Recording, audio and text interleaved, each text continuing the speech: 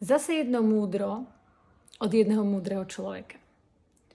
Takže počúvala som ho a povedal zase takúto myšlienku. Ak máš šéfa, teda si zamestnaný alebo zamestnaná, a povie ti, že ráno o 8 musíš byť v práci, tak proste ráno na 8 chodíš do práce.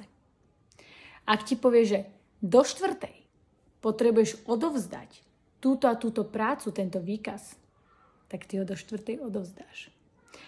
No a potom sú to také dni, kedy si povieš, zajtra sa budem učiť, ráno o 8 začnem a budem sa učiť 6 hodín, lebo mám nejaké skúšky.